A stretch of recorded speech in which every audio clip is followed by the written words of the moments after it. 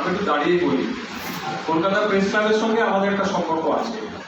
স্বাধীনতার 75 বছর বাদে যখন কলকাতা প্রেস ক্লাবে এসে দেখেছিলাম, স্বামী বিবেকানন্দ আছেন, বিদ্রোহী কবি নজরুল ইসলাম আছেন, আর আছেন নেতাজি সুভাষচন্দ্র বসু। তো আমরা যে মানুষটার আদর্শ প্রচার করি 2018 সাল থেকে, তিনি হচ্ছেন পণ্ডিত ঈশ্বরচন্দ্র বিদ্যাসাগর। আমি শ্রীরামপুর কলেজে পড়াশোনা করেছি। উইলিয়াম কেরি কলেজে 200 বছরে যখন দেখলাম ওই ওখানকার কেরি দেশের লোকেরা এসছেন শ্রীরামপুর কলেজের বিউটিফিকেশন নিয়ে, তখন আমার মনে হয়েছিল কোথাও বর্ণ পরিচয় স্রষ্টা পণ্ডিত ঈশ্বরচন্দ্র বিদ্যাসাগর গেলেন কোথায়। অনেকে জিজ্ঞেস করেছি, এখানে যারা আছেন অনেকেই বীরসিংহ যাননি, আবার অনেকেই আছেন আমার সঙ্গে বীরসিংহ গ্রামে গেছে।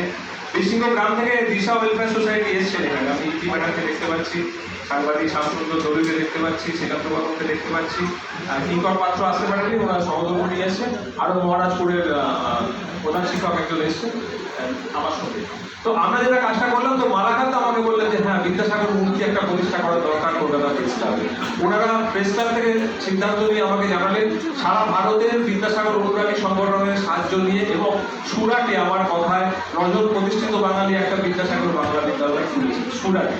সেখানে কিন্তু সরস্বতী পুজো হয়েছে, বাচ্চা বাচ্চা ছেলেগুলো জনদান পুষ্প করা গানটাকে পুষ্প করা গানটিকে আমাকে ভিডিও পাঠিয়েছে। তো তারা এলেন, কল্যাণসেন পড়ান এলেন, আমরা এই বিদ্যাসাগরের মূর্তিতে মাল্যদানটি করলাম। সেই মূর্তিটা প্রতিষ্ঠা করার দায়িত্ব আমার একার নয়, সমস্ত সকলের বিদ্যাসাগর অনুগামী সংগঠন মানুষের সাহায্য নিয়ে আমরা প্রতিষ্ঠিত করতে পারলাম পণ্ডিত ঈশ্বরচন্দ্র বিদ্যাসাগরকে। কেন না, মেরুদণ্ডটা যদি আমার কাউর থেকে ধার করতে হয়, তো ওই সেই মানুষের থেকে ধার করতে হয়। আমরা জানি যে এখন ইংরেজি মাধ্যমে পড়াশোনা করার খুব বেশি চল চলছে, ইংরেজি মাধ্যমে পড়াশোনা করলেই বোধহয় উন্নতি করা যায়। তো ওই কালীকান্ত চট্টোপাধ্যায় পাঠশালায় পড়াশোনা করা বীরসিংহ গ্রামে বিদ্যাসাগর মশাই এই কলকাতার ফোর্ট উইলিয়াম কলেজে ব্রিটিশ যুগে হেড পণ্ডিত নিযুক্ত হয়েছিলেন। মাইনে পেতেন 500 টাকা, তখন সোনার ভরি ছিল 16 টাকা। এখন সোনার ভরি হচ্ছে বোধহয় সম্ভবত 60-এর ওপরে। ওই সোনার ভরিকে 16 দিয়ে ভাগ করে আর 500 দিয়ে গুণ করে দেখবেন যে বিদ্যাসাগর মহাশয় কত মাইনে ছিল। উনি কিন্তু 10টা আঙুলে 10টা সোনার আংটি বা মোটা সোনার চেন পড়েননি, উনি 31টা মেয়েদের বিদ্যালয় স্থাপন করেছিলেন। এই মানুষটাকে শ্রদ্ধা নিয়ে না করতে পারি, তাহলে নারী শিক্ষার উন্নয়ন হলে আপনি থাকেন।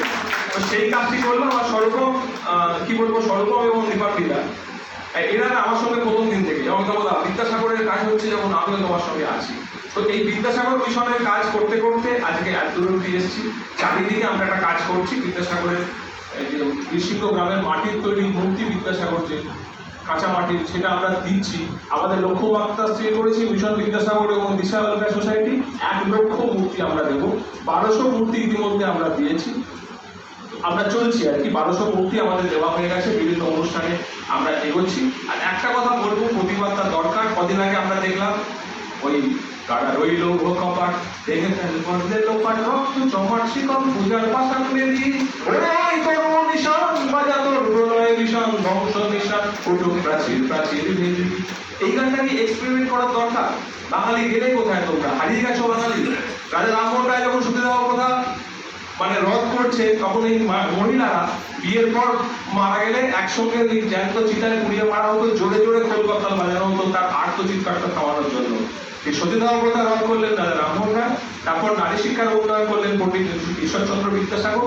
ধীরে ধীরে স্বামী বিবেকানন্দ 8 বছর বয়সে যে বিদ্যালয়ে পড়াশোনা করতে গেলেন, মেট্রোপলিটন স্কুল, সেই স্কুলটাকে বিদ্যাসাগর স্থাপন করা, আর তাকে অনুসরণ করতে নেতাজি সুভাষচন্দ্র বসু। অতএব আমরা বাঙালিরা যারা আছি, আমাদের মেরুদণ্ড খুব শক্ত এবং আমরা উন্নয়ন করব, উন্নতি করব। এই কথা বলে আপনাদের সকলে এটুকুই বলবো যে ভবিষ্যৎ প্রজন্মকে মায়েরা অন্তত বাংলার স্বাধীনতা সংগ্রামের ইতিহাসের কাহিনীটা স্কুল পাঠ্য বইতে যদি নাও হয় পড়া। জয় বিদ্যাসাগর, সকলে ভালো রাখবেন।